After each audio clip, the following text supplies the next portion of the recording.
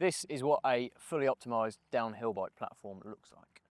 This is a new Demo 11. It is a true downhill race bike, which is really, really cool. It's a pretty uncompromised build. At the minute, it's only in S-Works, but I think that's quite nice because it keeps it very, very racy. So you've got the latest, greatest RockShox stuff. So it's a big boxer with the butter wagon, and then the slightly more linear air spring. That seems to be the trend these days. And then that is a Vivid Coil shock. It's got hydraulic bottom out, or adjustable hydraulic bottom out, which is pretty cool. The drivetrain keeps with the SRAM package. It's the latest, greatest XX T-Type 7-speed. So very, very stiff mech, so it's not going to break. So that's a win. And then finally, Maven Ultimate brakes. These are the newer ones that have got a carbon fibre lever blade as well, which is quite nice.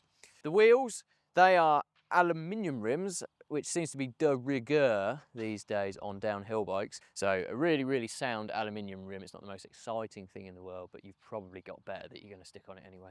The most interesting thing about the bike is this drivetrain configuration here, which we're going to take apart and we're going to have a little bit of a look at what's going on. So this is what it's all about, really.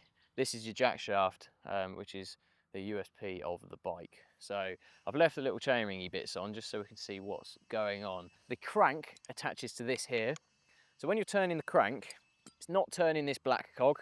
That's free to move. What it is turning is this here. Now as that turns, you're then driving this chain that you can see here, which is on back of this chain ring, then drives this one, which is connected to that on the axle.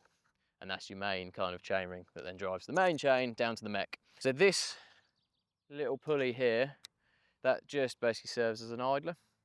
As you're going through the suspension travel, the chain articulates on that.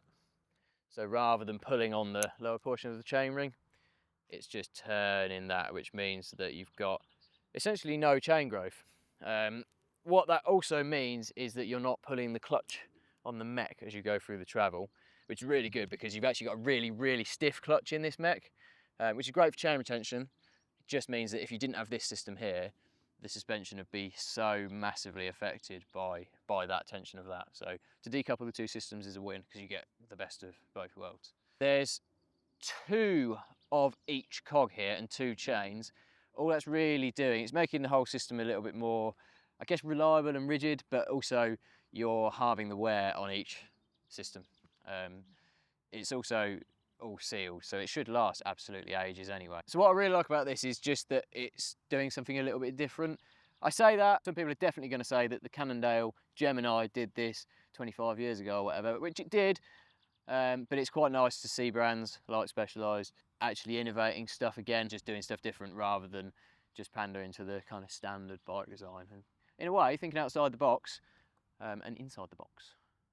Oh, that was cool.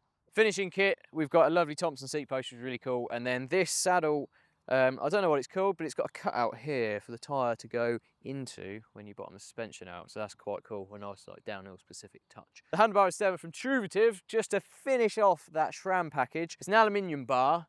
Again, I feel like a true racer is probably going to have their own preferences to handlebars. So I see a little point in speccing the most fandangled handlebar on this bike. So what you've got is a very unoffensive Truvativ descendant. So there you have it. That's how you build an uncompromising downhill race bike.